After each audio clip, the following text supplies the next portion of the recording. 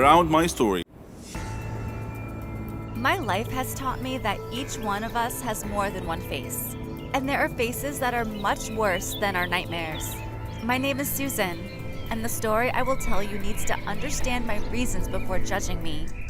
When I was in school, I was one of the celebrities that all the kids wanted to be with, including Josh, one of the school bullies, who was obsessed with me and tried to get close to me in every way. But I could not, because I had always rejected him. But also, this was not my reality, which I hid because my family was very poor, and I was embarrassed to show them to my friends or to anyone. And at that time, I became in relationship with my friend Max. And Max was one of the boys that I could call the idiots of the school, because he was very mean, and the rest of the students were surprised that I chose him. And despite this, all the students, even the bullies, including Josh, were afraid of Max and could never get close to him, which was strange. The days passed, and I left Max. I left the city with my family, and our financial conditions turned from bad to worse.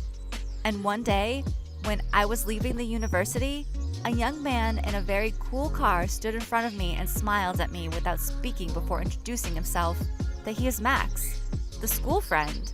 He searched a lot until he found my address. Yes, this is strange, but the splendor of his car and the surprise of the situation made me forget everything, and then we became into a relationship again.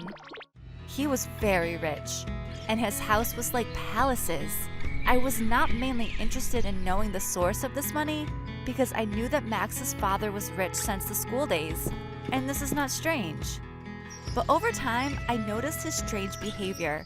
I became sure of my suspicions that there was something strange when I found a large quantity of drugs in one of Max's bags.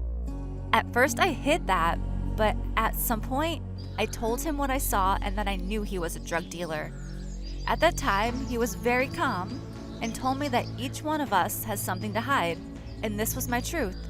I was just a girl who had been lying that she was someone else all her life. But I couldn't bear this situation, and that's why I called the police.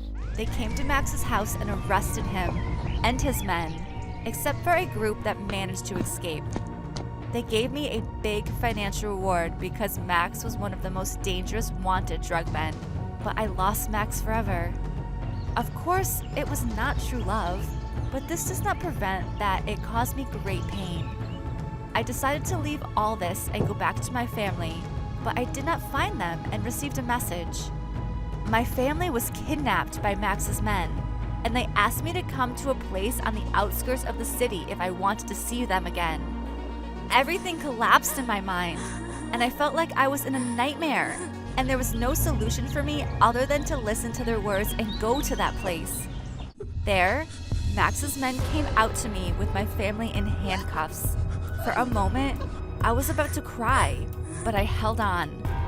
Immediately, the shooting started between the police and Max's men, as I told the police what happened and they were hiding in the place. At that time, a bullet hit my brother. The gangsters were arrested while I broke down.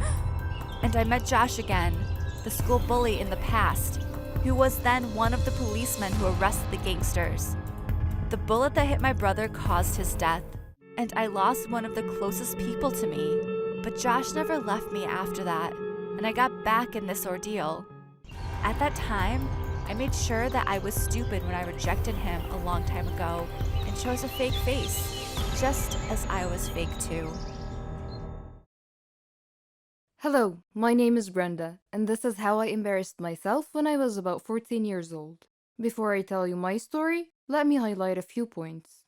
All teens experience some amount of anxiety at times. It is actually a normal reaction to stress, and sometimes it even helps them deal with overwhelming situations. For many teens, things like public speaking, final exams, or even going out on a date can cause feelings of anxiety. For some teens, however, anxiety can go beyond these typical symptoms to negatively affect friendships, participation in activities, and even their schoolwork. And do not get me started on how being a teenager is made of the devil's blood. Okay, that was an innocent joke, but I do mean it. So back to our story. I was sitting in class behind the cutest guy in my grade. His name was Josh, and I just wanted to ask for his phone number, but I was painfully shy and terribly afraid of being rejected.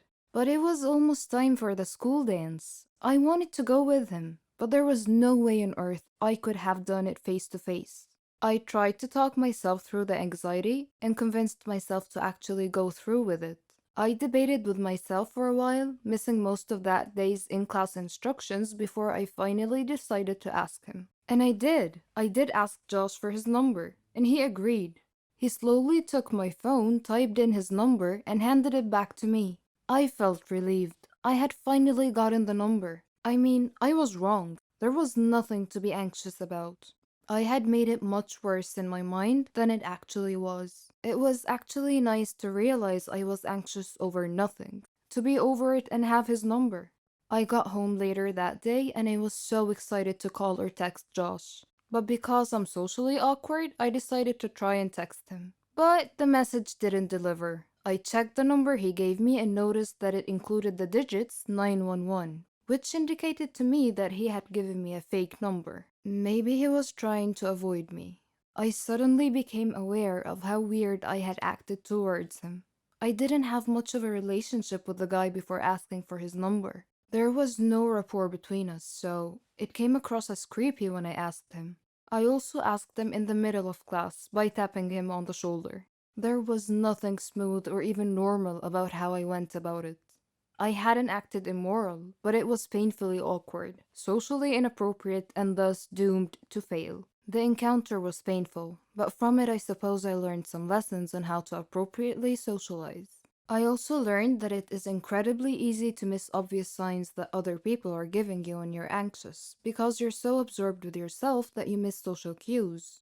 Looking back at how he was clearly uncomfortable with my request, which he made clear by not smiling and by hesitating in agreeing to type the number. Had I gotten out of my head and paid attention, I might have noticed how he was acting and how that clearly reflected how he felt about me and our interaction. It makes me question, is having high-functioning anxiety easier than being trapped in your own shell, frozen with anxiety? It may be the lesser of two evils, but for me this experience turned into purpose, and it built my self-confidence. I see it as a step, but then improving self-esteem and self-worth will have you high-functioning without anxiety.